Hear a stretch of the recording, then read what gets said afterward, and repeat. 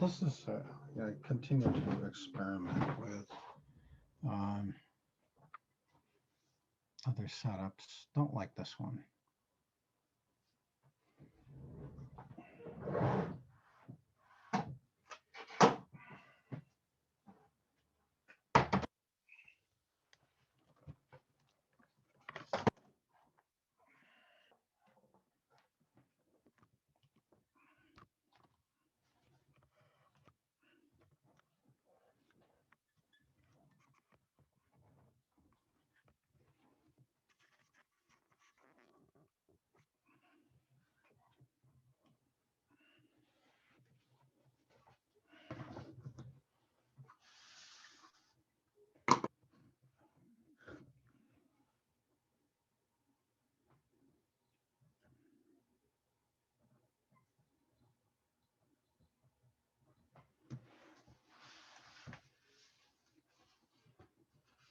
Well, let's see. Attended.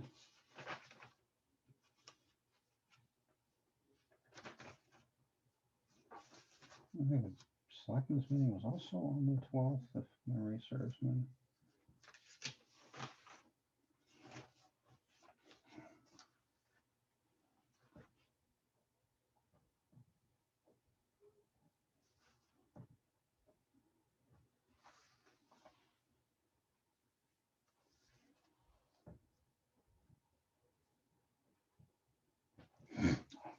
Okay, I just wanted.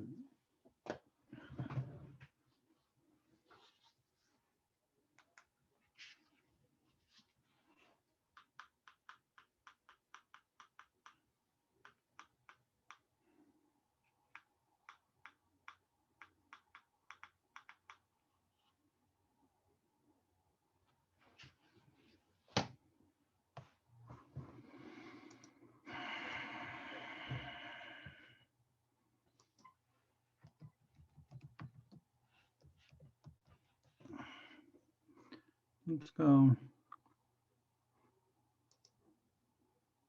Annual town meeting. Oops, no, I don't want to go there.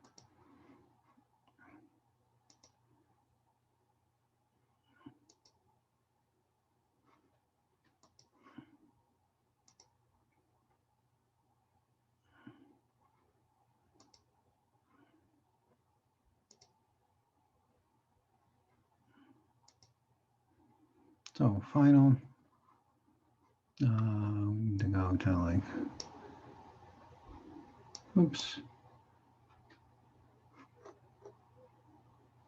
So here's our article.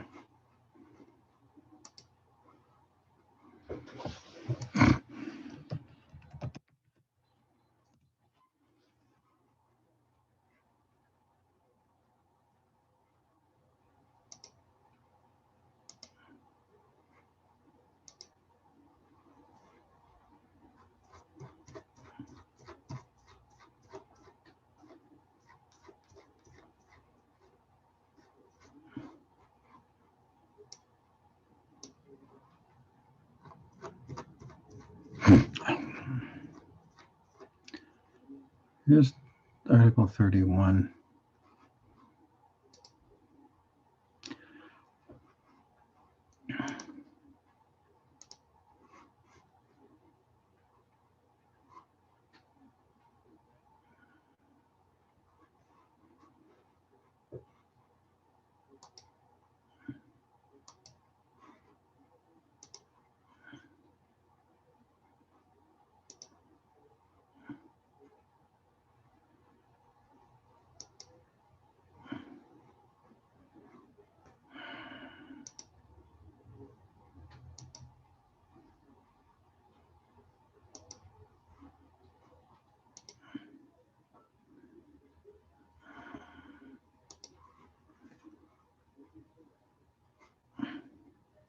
Yeah.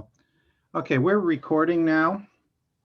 And this is meeting of the trustees of the Wellfleet Affordable Housing Trust. It's January 25th, 2021 at about 4:05 p.m. And I'm going to call the meeting to order. This meeting is conducted via Zoom video conference in accordance with the temporary suspension and enhancement to open meeting law requirements by Governor Baker. Instructions for the Zoom conference, including the link, are on the town website. The meeting is recorded. Anyone else caring to record the meeting may do so as long as they tell the chair and don't interfere with the conduct of the meeting. First item is announcements and public comments. I don't see any member of the public, but I just wanted to ask. I had used Doodle to schedule this meeting, and I'm just curious what your reaction was to that, instead of an endless round of phone calls to try and find out which dates were acceptable. Seemed pretty easy. Yeah, because I was able to end up with a date that everybody said was okay, a date and time. So I'll continue to do that. That's free to anybody who wants to use it. Second item is just a series of reports. There's been a fair amount of activity since we met on December 28th. I did send that memo on the town bylaw and declaration of trust to the selectmen.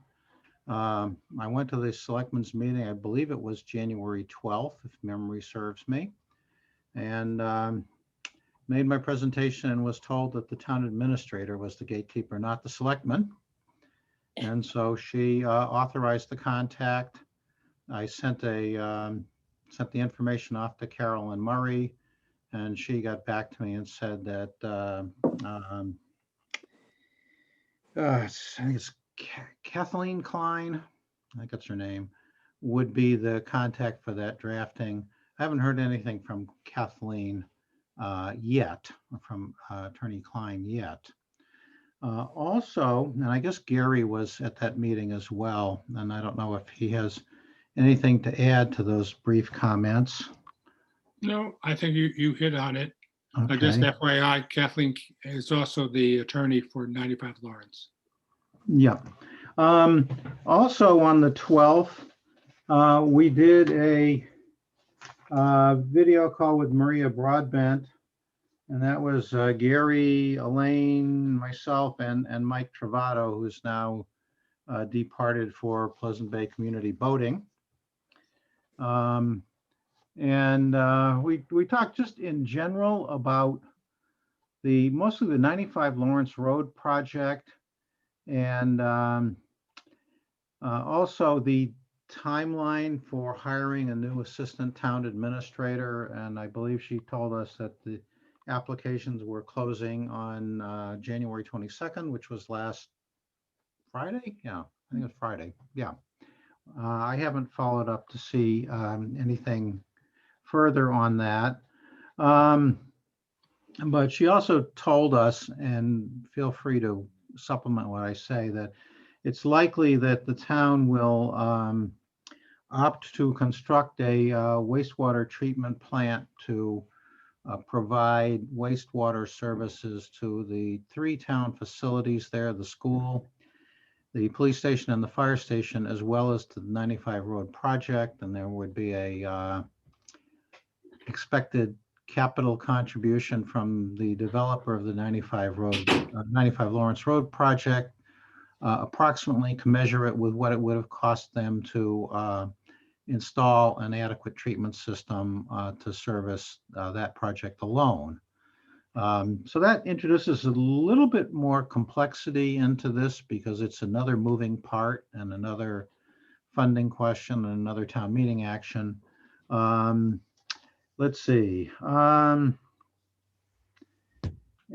that was pretty much what I got from that meeting. I don't know if Gary or Elaine have anything else to add to that. Elaine, I have a question, Harry. Sure. At the 95 Lawrence Road Task Force meeting, Yep.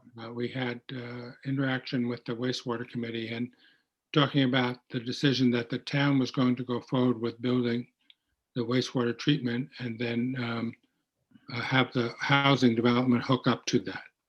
Right. And then the question came up was about whether it would fit under the public procurement requirement or not? And I think the answer is that it would and be subject to all of those regulations. Mhm. Then so that's my first question. Yes, it would. I believe so because, this is my understanding of the plan is that the town would construct the facility and we would receive a financial contribution from the developer in lieu of constructing a system for 95 Lawrence Road alone. That would make it a town project, which would clearly make it a public works project. So you've got all of the procurement laws, all of the prevailing wage stuff. Yes. So here's my question. Would it make sense to consider including the construction of the wastewater treatment plant by the developer of the housing, which would not make it a public procurement activity, number one? And number two is that it would largely eliminate the coordination issue, which I see as probably a significant one if a third party is developing it for the town and then we're interacting with a private developer for the housing. So it may simplify the complexity of it. And we have an example of that just recently in Eastham, Yep. where the treatment plant was developed by the housing developer. And my last point on that is, I think if the town does it as wastewater, even though it is wastewater for housing, I'm not sure you would qualify for CPA funds. Whereas the housing developer developing it for the housing, I believe would. So I'm just thinking, is there an avenue there that makes sense to go back and revisit that? Okay, there's a series of things to unpack there. And I mean, the first one is, does it make a difference if the developer builds the project, if it's going to be a facility that's going to be owned and operated by the town? I'm not sure how that works out, but I suspect it's not a slam dunk that takes it outside the public construction procurement laws. The case that I recall from the courses I took was private construction of a bandstand on town property. I think with the 95 road project, what gets it out of that is the 99-year lease to the developer makes it no longer essentially, I don't know. So there's a bunch of questions there, and I suspect that they probably need to be explored by council. Perhaps with a conversation with, I think it's Deb Anderson at the AG's office on whether that's a public project or not. Probably a 95 Lawrence Road Task Force question. And I was gonna, in addition to the two meetings I talked about, just to kind of finish the briefing, I also attended the January 7th Wellfleet Housing Authority meeting, which was really just to sort of bring me up to speed on what the Housing Authority's programs are. The January 21st Local Housing Partnership meeting, again, for information only. And then last Friday, the 95 Lawrence Road Task Force meeting. And a lot of that meeting was devoted to discussions about the wastewater treatment plant, whether it could be sited on property that was going to be leased to the developer. We didn't really talk very much, as I recall, about whether it's subject to public procurement law or not. So I think that's something that needs to be explored before the RFP is issued, because that's kind of a major structural change to the RFP. Jim, isn't the water one a public procurement situation? Similar, this is the town is doing the water. My understanding it is, yes. Right. Mhm. And even if it is public procurement, CPA funds can still be allotted to the housing portion of it. Because Gary, I'm not sure if you're saying if the developer builds the system that will eventually accept the other tiers, or if you're saying the developer would just build the one for the housing and then the town, I'm not quite sure how you're envisioning that. If I understand it correctly, Elaine, that the initial development will effectively be for what's called stage 2, which would just be the housing development stage 1, and then at some point later, the connection of the public entities, so the fire, the police, and the school. All I was just trying to think of was, is there a better way to do it that would, what we've heard, and not, maybe you want to comment on this, is that the public procurement adds about 30% to the cost. Is that a fair rule of thumb?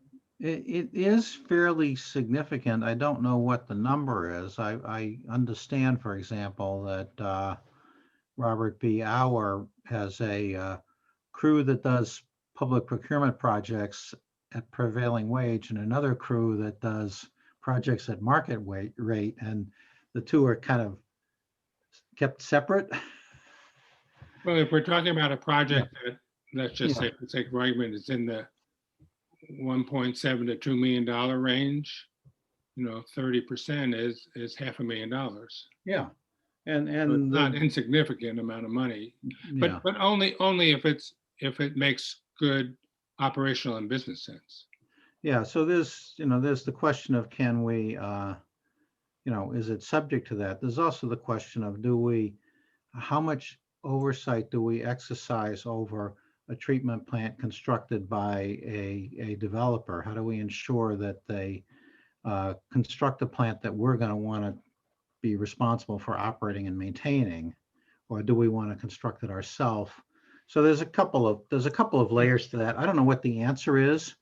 I think it's probably for the 95 Lawrence Road Task Force to figure out.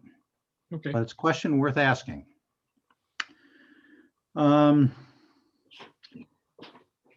So that was all I had on those, I think, 5 different meetings that took place since December 28th. And the next item I had was really, I did send over, this was on trust organization, town bylaw, and trust organization and goals. I went back and took a look at the actual town meeting vote and the actual town meeting article, and shame on me for not doing this earlier. But the town meeting article had language in the article about a procedure for removal of trustees. And let me just pop those 2 documents up quickly. And we'll go for, okay, here's the warrant article. And if you drill down through this, you see this phrase dealing with this much. So that was in the town meeting article. The vote on the article from the town clerk's records doesn't reference that at all. So it's an open question whether that was something that the town actually voted at town meeting or whether it was omitted. But at least from my perspective, I'm not at all uncomfortable with having my performance as a trustee be subject to possible removal in case of malfeasance. And I don't know how the rest of you feel about that. But if the issue comes up in my discussions with Attorney Klein, I'm going to have to address that. And I'm looking for your guidance on that. Harry, was that anything that was in the bylaws and the trust document we discussed? It was in one of the town bylaws. I think the Grafton bylaw had it in it because as I recall, the memo I sent to the selectmen said, well, or was it Grafton? Yeah, I guess it was Grafton. So we liked the Grafton bylaw except the removal of trustee part because it didn't apply. It's not clear to me that that's an accurate statement. Okay, Although I would argue that this motion was inartfully drafted and kind of left that issue in the wind. It's not a, I just don't feel strongly that I would object to a provision like that. And how do the rest of you feel? I agree with you. I agree. Hoping Yeah. not to do anything malfeasant. Yeah, I mean, I'm comfortable answering for what I do, and does anybody feel differently? Sometimes it's innocent malfeasance. Oh, of course, but you can be, if you're removed for that, then Yeah. whatever. Okay. But Harry, are you saying that since the article, the vote didn't address it, that are you going to say, do we have to have it in, or we don't object to having it in? If I were constructing an argument against including it, I would make the argument that the language in the motion that was actually voted by town meeting did not include that. But my guess is that that clearly was what everybody thought they were doing, even if they didn't actually do it. So it's not an issue that I would want to necessarily take a stand on it unless there was some strong feeling that that provision should not be applicable to us. And I don't feel that way. Harry, can you put it back up, the language in there? Okay, here's the warrant article. Yeah, And I've highlighted the removal for cause after hearing. And then the vote says, it's got the part about rescinding the special act that created the housing trust and transferring the balance of the existing affordable housing trust fund to the new trust. And that's all it says. this is as printed in the warrant. It does. And then it goes on to say these two specific things. And so the construction argument is, do those things modify the general statement as printed in the warrant or not? So my purpose here is not to construct an argument that that should not be part of the trust bylaw, because regardless of the town meeting vote, if the town wants to include it, it can. Right. Because the bylaw is an entirely new question that comes to town meeting. So I just wanted to alert you to the fact that what we had talked about on December 18th and 28th really was on the premise that that was not part of what the town meeting voted, and it's less than clear to me that that's the case now. Mhm. So it's sort of a mea culpa on my part. So that was Well, one piece of that. a mea culpa when we asked town council to draft it and maybe didn't know the right questions to ask. Yeah, well, yes, and we'll see what she comes back with. The second piece of that is, it occurred to me after the fact that the bylaw also includes a statement of the trust's purpose, and we had voted to expand the trust's purpose to include housing up to 120% of the area median income. And we did that by way of a definition of workforce housing that we defined that way. And so, again, I didn't explicitly call for that to be included in the bylaw, but it seems to me that if that's going to be our purpose, that should also be included in the bylaw. I'm really just trying to kind of prime you guys for if these questions come up during communications with council. My inclination is to say, well, yeah, that purpose should be in the bylaw also, that expanded purpose. And the provision in the town meeting article about removal of trustees after hearing should be in the bylaw, regardless of what we said in our memo. So that was my principal reason for putting this on the agenda. Mhm. Yeah. You know, offhand, Harry, whether other boards and committees in town have this removal language? They do not. There is a charter provision for recall elections for elected officials, but there is no provision in the charter for or bylaw for removal of other appointed position, removal of people from other appointed positions.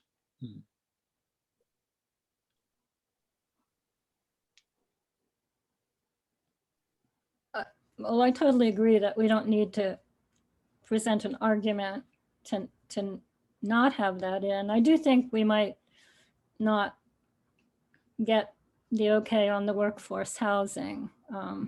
Yeah. Some towns have had to create a whole nother trust that isn't the municipal trust to get that done, Mhm. but I think it's a great thing to ask and try to get. Okay. Well, we'll see what comes out of those discussions, and as soon as I get a draft, I'll let everybody see it. So I just wanted to report on that. The other thing in that vote was to transfer the balance from the existing Affordable Housing Trust Fund to this trust. And so the town voted to do that. So at some point, we have to plan for getting that done. And I don't have anything on the agenda to specifically talk about that, but I think part of getting that done is to have an understanding with the housing authority that of what programs they are currently funding from the existing trust, so that we can, as a trust, say, yes, we agree that we should continue to fund them on the same basis, and perhaps document that so that it's clear that this trust has agreed to support those efforts. And we do have the power in that statute to enter into contracts and to enter into intermunicipal agreements. So we have the authority to reach an agreement like that with the housing authority. So I'm just suggesting that maybe that's a future agenda item in the relatively near future to get that underway, so that there is a single place for funds to reside, so we can, and we probably also need to, once we have that information, adopt a budget so that we can lay out what we're spending.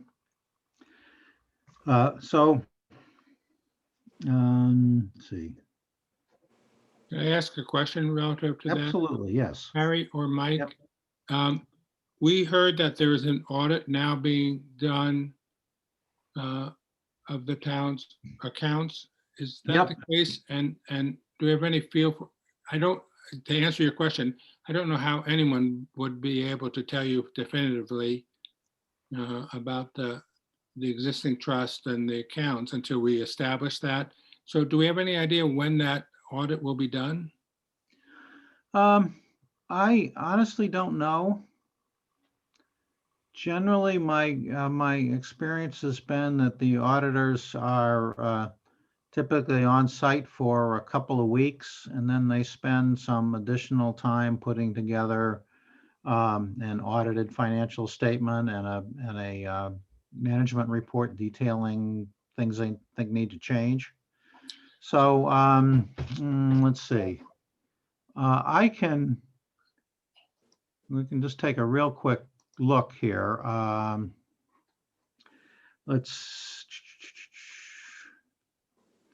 While you're looking there, Harry, I was just going to suggest is that maybe we defer on this until after that audit, so then we can have whatever data that they provide.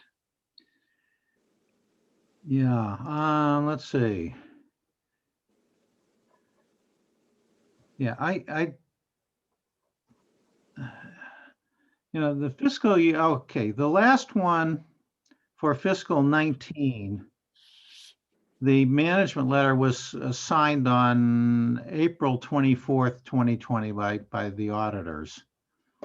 So My guess is that probably that's going to be, well, this is January, at least 3 months away, maybe 4 months.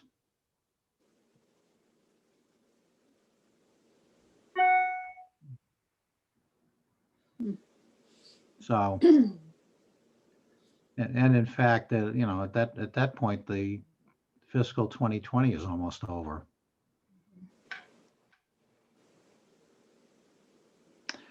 So, I guess we have to have a further conversation with the town accountant to see whether she prefers to wait until the audit is complete before doing that. I had the, we did have that talk with her, what, about a month ago? And I Yes. felt like that was kind of what was decided. Yep. But that doesn't mean that we can't talk about the programs we've been funding and ideas of budget. And I had, I think we wanted to make sure the new trust was official before any transfer of fund, because it talks about rescinding the old one. So we want to make sure we're in good position to. And certainly before that legislation gets enacted rescinding it, we probably ought to clean out the bank account. Yes. So that you don't end up with kind of a, you've rescinded the entity that controls the funds. Okay, that's, and I guess the only downside there is if there is some need to provide funding that surfaces before the audit is complete and the transfer is complete, we wouldn't be able to fund that. So I guess that's the only downside I can see to waiting. I would say also that, money's still moving around in town accounts, and I don't see why it just couldn't be accounted for. And we should probably just move ahead with it, but we should just make sure that there's not potentially funding that is already allocated that hasn't been withdrawn from that account before we move the money over. Either that or we should agree to honor those obligations.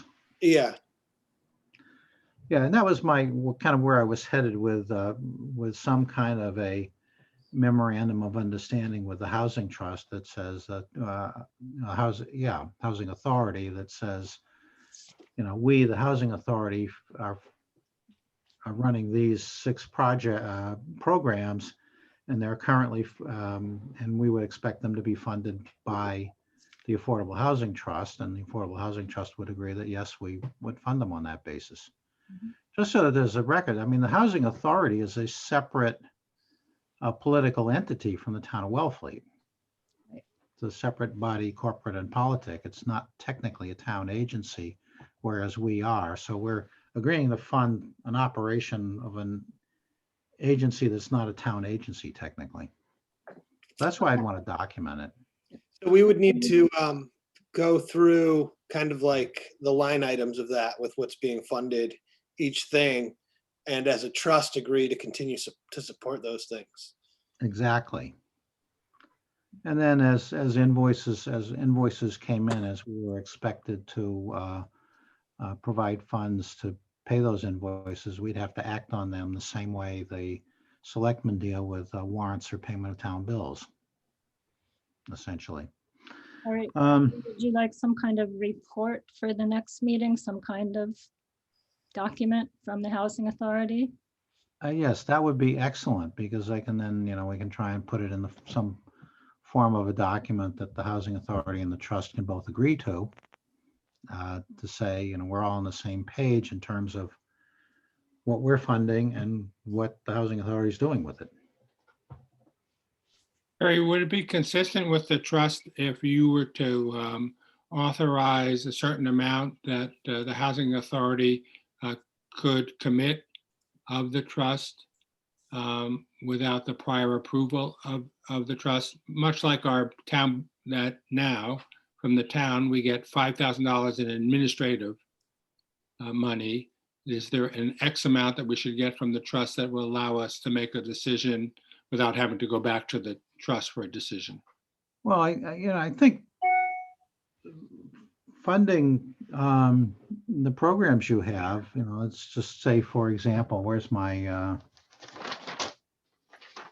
back up here? I can give you a real life example that came up. Okay, at that's our where I last was headed. Thank you, Gary. So we had the following decision at our last meeting.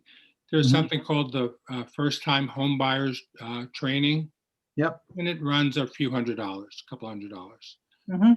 And we certainly don't want anybody not to take that program who's thinking about buying for not having the money to do it. And so we Right. said we would reimburse any town resident or town worker who took the course. Mhm. And we estimated that the total amount was not to exceed $1,000. So So, is that the kind of thing that we could have the pre-authorization from the trust to do, or do you want that to come back? yeah, no, I don't want to do it transaction by transaction. I would much rather say, first time home buyers education program, $1,000. Here you go, Housing Authority. Spend it for that. Or ask us to repurpose it or give it back. Yeah. One Right, of and those. I would say anything that isn't spent would cycle back. Mhm. Yeah. Ultimately, our books are going to be audited, and I think we need to be able to show that, we spent money for trust purposes. So I think we need to be able to say, yes, Housing Authority, we agree that first-time home buyer education program is valuable, and we're going to fund you to run that program up to $1,000. So we've documented it. Great. That's all. That's where the word support comes in. Yep. Yep. And that's also where the word audit comes in and budget comes in too. Let's see. Does anybody have anything else that they want to talk about in terms of trust organization and, oh, yeah. Gary had asked about, maybe no, Sharon had asked about possible land acquisition for future development. So I put that on the agenda. I'm not quite sure where you'd like to go with that, Sharon, but Well, really, I was just exploring possibilities. We've been combing the haystack, as it were, for vacant town-owned lands. And, as you might know, there's precious little. So, there were these woodlots. And I think you convinced me because it's on private, you have to go through a private road, even if you did buy that one lot that was privately owned by the person who's suing the town already.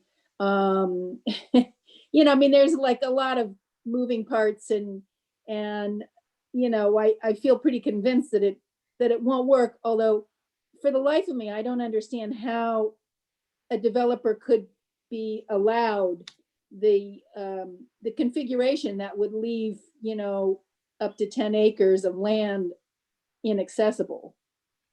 well, yeah. But I, yeah. I mean, there I are, guess, yeah. okay. I'm sorry, I didn't mean to interrupt. No, I was just going to say,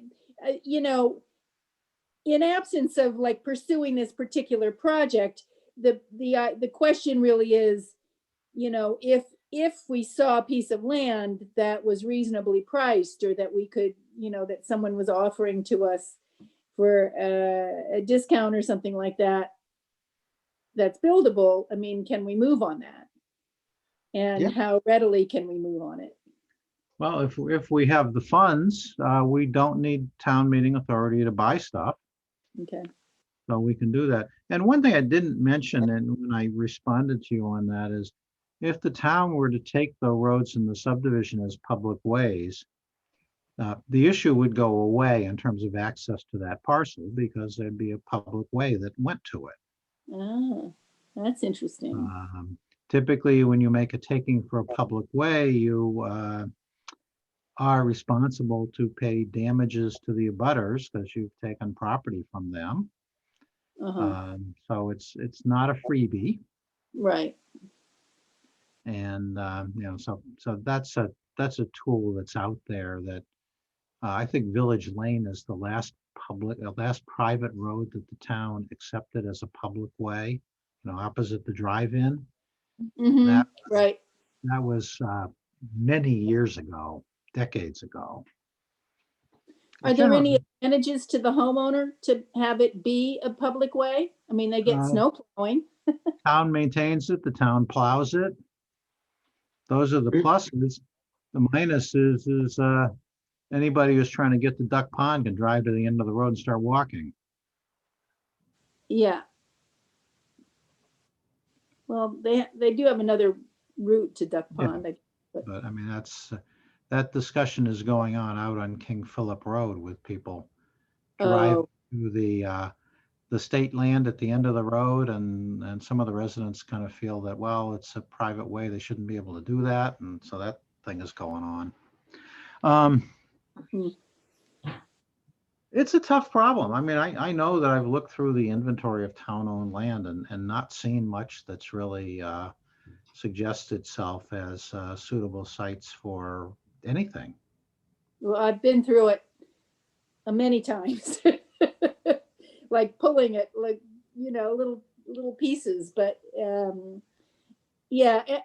And then the other piece is that some of the town-owned land is actually in the seashore, and that seashore won't let us build on it unless it's for municipal purposes, is Right. So, Yep. Actually, I have a Go ahead. question related to that. Mhm. The Housing Partnership and the Housing Authority are working on a insert for the spring tax bill, Mhm. which I think we're calling Housing Angels.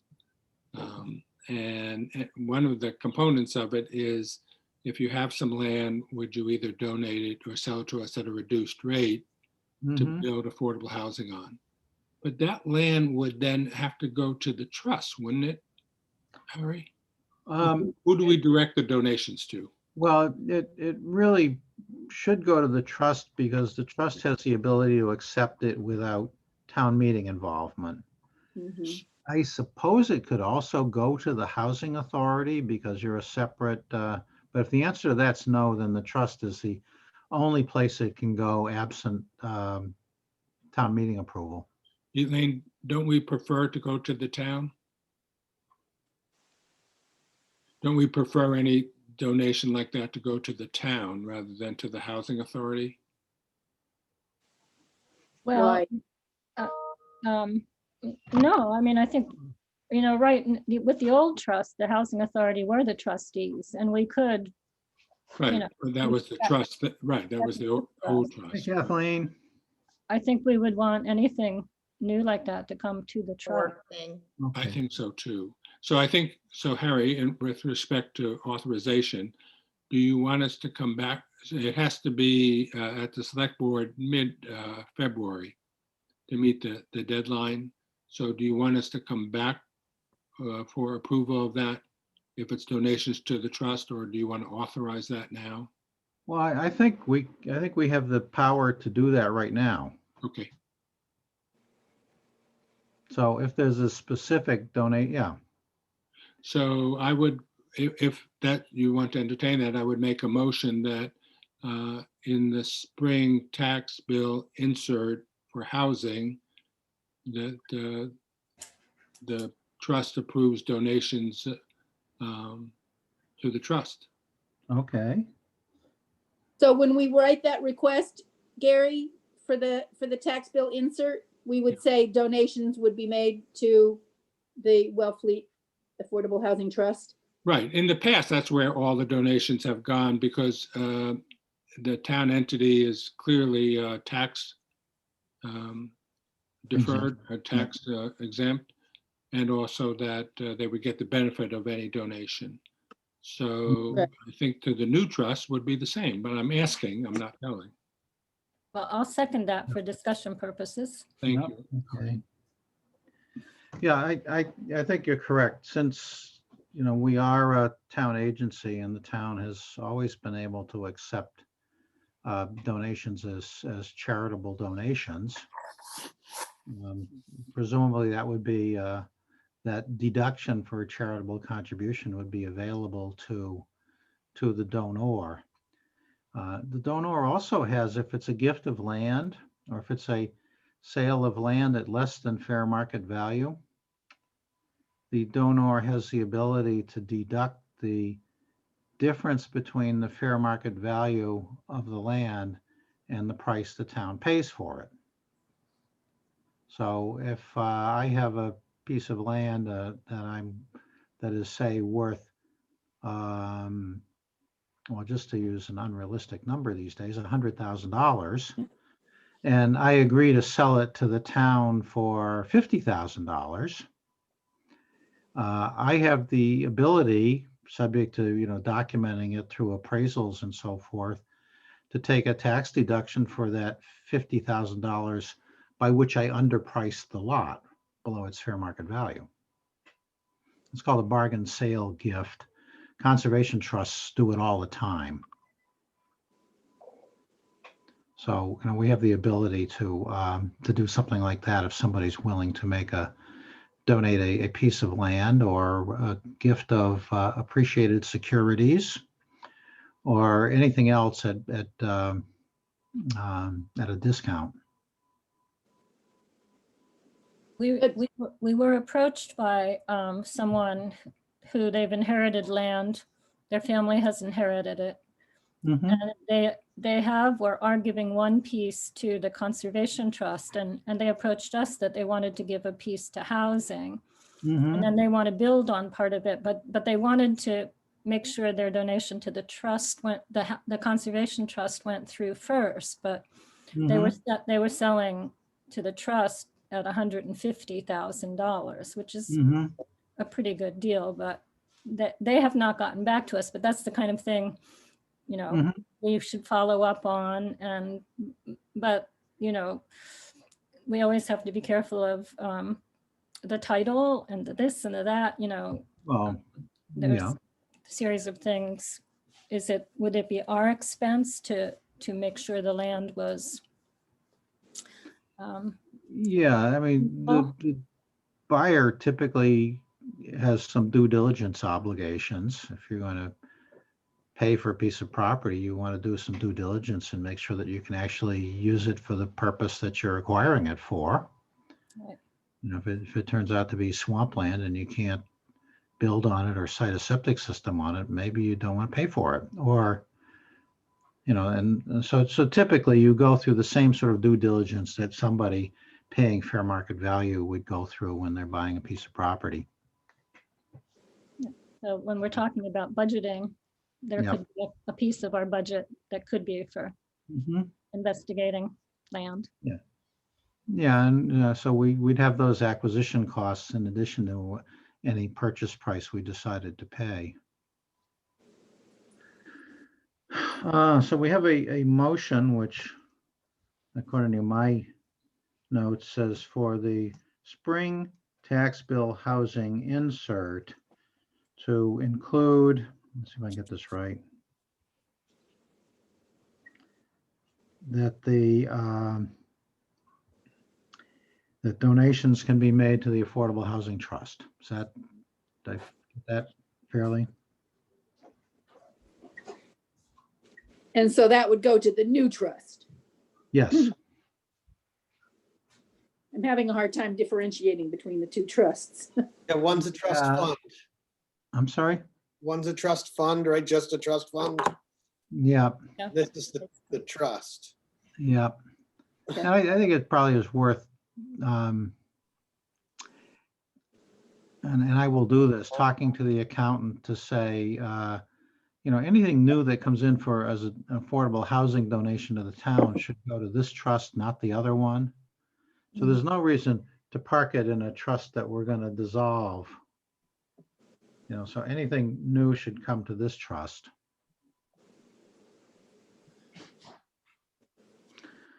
Okay, so we have this motion that's been seconded. We ready to vote on it? Okay, so we'll do a roll call vote and we'll start with Elaine. Aye. Aye. Jim? Aye. Michael? Aye. Sharon, I, Gary, Aye. Kathleen, Aye. and the chair votes aye. So that's a unanimous 7-0 vote on that. Anything else on possible acquisition of land for future development?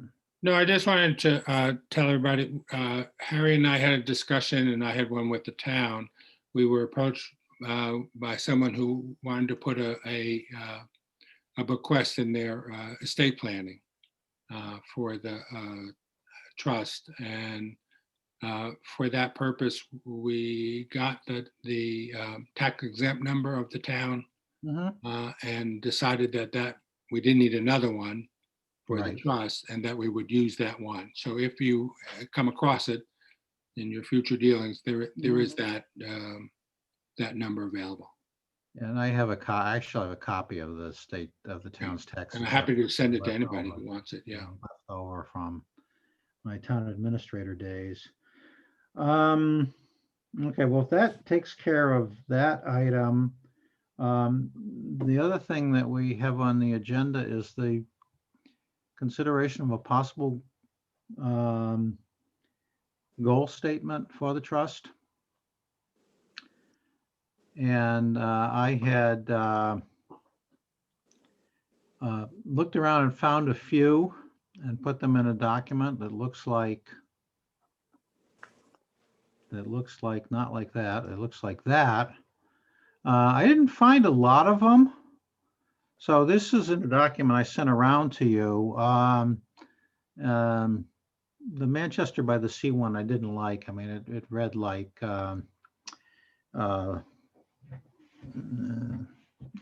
Exodus or something. It was not brief. And the others kind of don't really say much, except we're for affordable housing. Right. Yeah, I So- was looking around too, and I was looking at other housing sites, not necessarily trusts, and Mhm, often they put the concept of people first. Like, mhm. it's our job to provide, quality homes for, make sure quality homes are available for all in our community. I like the concept of thinking of people first if we want to do a mission statement that's Mhm. a little more attentive. I kind of like Brewster's in that they specifically, I mean, and maybe it's not the place for it, but they say in effort to create a welcoming environment for diverse populations, and you went off of it, but Back up to that, I'm sorry. no, well, demographically and socioeconomically diverse populations committed to education, collaboration, and community engagement. I mean, I like the sound of that. Mhm. Yeah, I think those things should come first. Yeah, that one speaks to that. I mean, the Eastham one doesn't do much for me. Yeah. The Situate one really just kind of restates the statute. I mean, there's nothing new there. The Chatham one does speak to residents a little bit. And the Ashland one is even more detailed. It's got a lot of stuff in it that I don't think needs to be there. I agree. Yeah. I think the first sentence is fine, but the second sentence where it starts to get into the mechanisms we're going to use to meet these goals, that's different from the goal.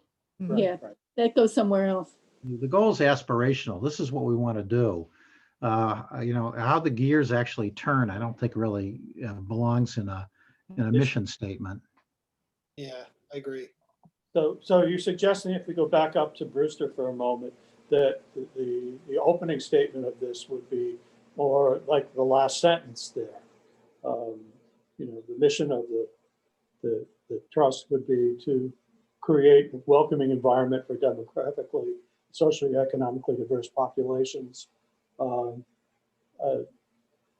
we will seek to expand and preserve year-round rental and ownership homes that are affordable to moderate, low, and very low income households, and committed to education, collaboration, and community engagement. So almost, if I get what you're saying, is something along the lines of the second sentence would be the first sentence. Right. Swap the first two sentences, so it would look. I'll tell you what. I can see if I can do this. While you do that, Harry, Yep. Michael raised the issue of moderate, I believe, and if Elaine is still there, moderate is 80% of AMI or below. And we had talked about that our mission was to also service the needs of workforce housing or community housing, which is We can legally up do to 100 or 120. And do we want to include that in this mission? I was thinking we should include it with maybe with the word that we encourage and support programs to meet this. I think it is important to. Does the term medium income mean anything, Elaine? Well, I mean, median is 80%. According to MHP, community housing is up to 100%. And workforce housing is the one. Undefined, you know? Yeah. Well, I just wonder what is the right terminology to use there? I mean, we could say community and also to support community programs. I mean, some of this we can only encourage it. The town might have to vote for some of this, but I think it's important to recognize it as As a need. what we want to do. Mhm. I also think on a mission statement, if we make it succinct, it should be something that is easy for us to reference that when we're talking to people about what we're doing. And it should be 2 or 3 sentences that give the overall for what we're doing. Yeah, I agree. That's why I don't like the Ashland one. It's, Too much. it's too much, and it's detail that's really not purpose. It's more Procedural. how you execute on that purpose. The Brewster one's not bad. The and Chatham. I suppose we could pick and choose from all of these or from some other place. I'm not suggesting that we need to adopt one today, but this is kind of what I took from rearranging the Brewster one. All I did was swap the first and second sentences and change Brewster to Wellfleet. What does We can, demographically diverse population mean? Right. demographically diverse. Demographics to me includes things like age, gender, ethnicity, I agree. all of that stuff. I thought it meant they could live in South Wellfleet too. And socioeconomically, I think kind of amplifies that a little bit more. Yep. It's kind of a everybody's welcome statement, which I think is kind of what we should be about. Mm-hmm. You think Brewster would mind if we copy them? I Hey, might we wanna changed do the a order little- of the sentences. I'll say that I might want to do a little bit more because, if you look, for example, at, I don't know where my mouse has gone. There it is. The Chatham Housing Authority talks about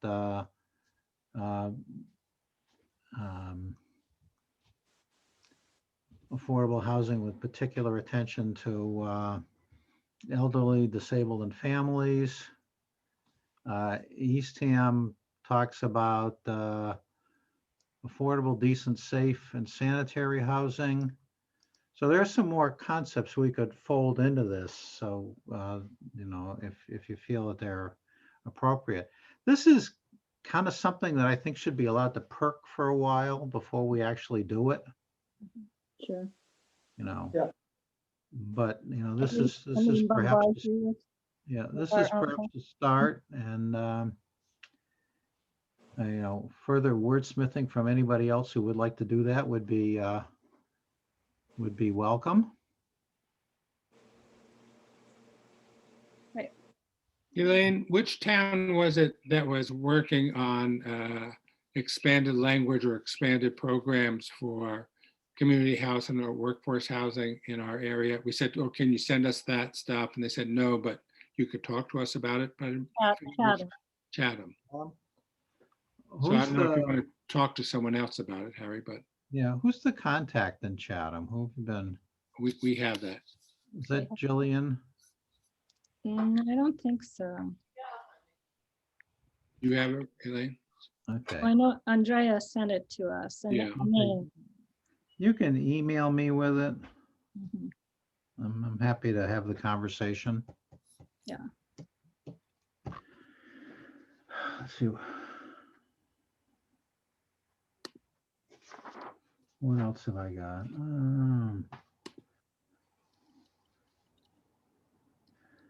I kind of, let's see. So this is the goal statement. I kind of, in looking at the, are we all set with the goal statement for now? Okay. The next item was coordination with and support of housing authority programs. So we kind of had that discussion as part of the discussion earlier. So is there anything to add to that? Harry, could you give an outline of what you would like the housing authority to come back with? What?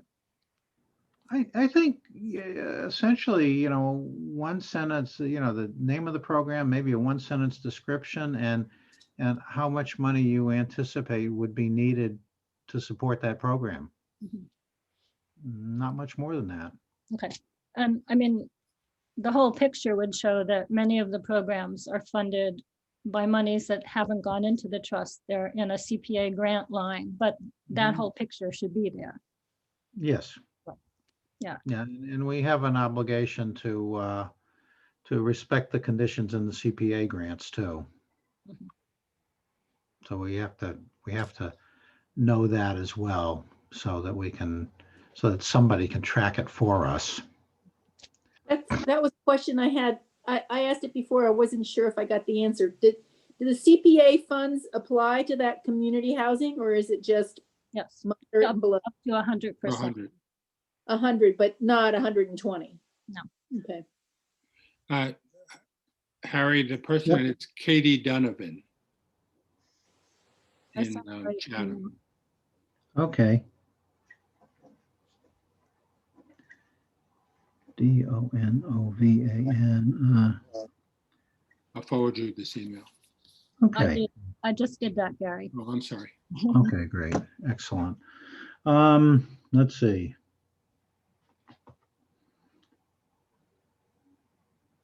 Yeah, okay, so what else have I got? Future agenda items. Gary and Elaine both mentioned to me that the idea of possibly seeing if we could have a revenue stream earmarked for the trust, like, for example, some portion of the rooms tax, for example. We read in the Independent this week that the figure for Wellfleet last year was approximately 900,000. Mm-hmm. And I know other towns are designating some of that, as well as the marijuana tax. We don't have any marijuana receipts yet, do we? I don't believe so. Yeah. So have those already been designated, Mike? Has any been, or do they just go into the general fund? They go to the general fund, and that's something that, I hope to address as far as, there's some money that's allocated towards the 208 plans, basically through the state. That's money that's allocated to the state that can be sort of like, I guess they're sort of grants to town projects that come out of Oh, no, I'm sorry. That's not from marijuana tax. That's from the short-term housing tax. So there's two basically new taxes that we're collecting revenue from, and one's going to be marijuana and one's going to be short-term rental, which we've already collected tax for short-term rental. That money's going into the general fund also. But I hope to sort of dedicate some of that money into housing, seeing as that our short-term housing situation is kind of a driver of our housing problem. Okay, we really, we're kind of talking about what we're kind of talking about what we should be talking about at the next meeting Yeah, instead of talking about it now. yeah, you're right. Sorry about that. I should That's know. all right. That's a We're- good time, though. But we're it's under the exploring- general fund. It's going to the general fund, and I shouldn't have opined. No, about that's it. fine. That's fine, but that I had already responded to both Elaine and Gary that I would put that on the next agenda. So it's sitting in a draft agenda. Is there anything else that I should bring back to that, to whatever our next meeting is going to be? I still think talking about the funding and when we're going to switch it over and everything should be Yep, continued. yep. Question on that, is there any reason to have a joint meeting with the housing authority? Um, Kind of got half of it here already. I was going to say. Right. yeah, that's true. I suppose at some point when we're ready to say, you know, here's the document that memorializes what we think the housing authority is doing and what we think we're doing to support that. Either that's got to be acted on by both bodies or do it together. But Okay. I don't know. I think joint meetings don't typically accomplish much. I'd rather, you know, do our piece and be in the audience at the housing authority when they do their piece. Yeah, can we just ask the housing authority to make a request for funding to us? Is that something that we would do? We Yeah. actually already submitted a request, which has been approved by CPC for $500,000 to go into the trust, which would go before town meeting. Is it now in June, Mike? We have not set a date. We're talking about it. That's one of the agenda items for tomorrow's select board meeting. Okay, but anyway, Date set, no. right. So sometime after July 1st, assuming it's approved at some town meeting prior to that. Yeah, and I think to further that discussion, getting the information from the housing authority on sort of an inventory of programs and expected costs is kind of what I'd use to drive that discussion. But yeah, I think items that we still have to work on are that coordination with the housing authority, emission statement, and our organic documents if and when we hear back from council. And the fourth thing would be the mechanics of actually transferring the funds and getting the accounts set up, which is really coordination with the accountant. Harry, you said if we hear back from the attorney, Well, expecting to? I'm assuming we will, but I don't know whether there is going to have to be some gentle prodding involved or whether it will miraculously appear in a couple of days. Mhm. Having, yeah, enough said.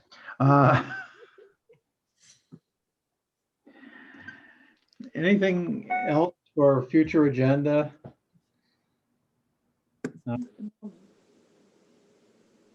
Good. Okay.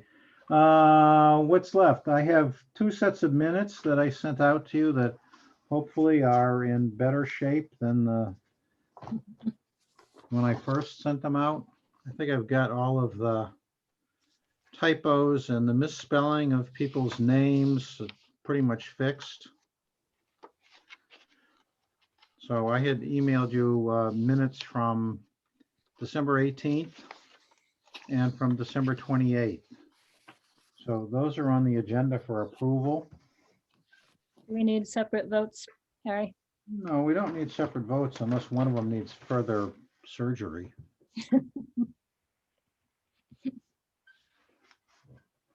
Well, So I take one motion to approve them both if you're happy with the condition that they're in now. mhm. Sharon, So- is your name hyphenated? Yes, Okay, with that one correction, because I don't have you hyphenated on the December, on either one of them. I'm not, were they sent out at a previous, they weren't sent out with this, No, they were sent out shortly after the December 28th meeting, because I sat down and fixed them. okay, I could pop them up on the screen if you'd like. draft meeting minutes? No, Yeah. okay. I mean, I know I looked them over, but Okay. yeah, well, you gotta take the S off of my last name too, right? I Did you do that? did that. Okay, I just didn't hyphenate it, so I want to fix, with that one correction in mind, does someone want to offer a motion to approve both December 18th and December 28th? So So moved. moved. Okay, so we have Elaine. We have a second, Gary. Any further discussion? Okay, roll call vote, Elaine, Aye. Jim, Aye. Mike, Aye. Karen, aye, Gary, Aye. Kathleen, Aye. and the chair votes aye. Okay, next meeting. I got a little homework to do. You want to pick either just a tentative date or kind of a aspirational in, 2 weeks or 3 weeks, subject to people's scheduling? Because I would do the doodle thing again to try and find dates that work for everybody, not having a tide chart handy and the rest of the stuff that we need to schedule these things. I find trying to set the meeting at the meeting works best generally, Okay, just Yep. because sometimes the doodle poll will go out or something like that, and the time, it's not like every time is on there. Today worked great for me anyways, but I prefer to set the meeting at the meeting, and that way I can put it in my calendar and kind of, Okay, Do you generally, Harry, want to pick like Monday afternoon or? it certainly works for me. I so- would prefer to do Monday because I know it doesn't conflict with any other meetings that I have. So like, do we need one in 2 weeks or more than that? Okay, that would be February 8th. Yes. I'm certainly okay with that because, I'd like to get as much of this organizational stuff done as we can so that, we then only have to meet to deal with program issues. So, Fine by me. Yeah. so February 8th, 4 PM, subject to any, scheduling problems that show up after. Yeah. I'll plan on that.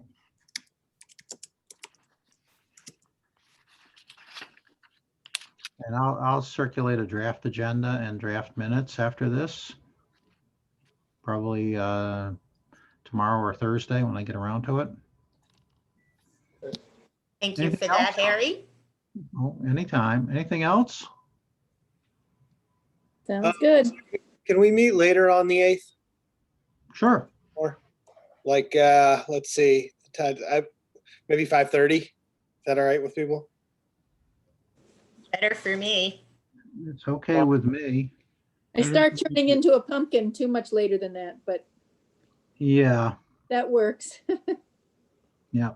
It just depends on the day, but I like to try and squeeze the daylight out before Yep. I sit Yeah. on the computer, so, And we are getting more of it.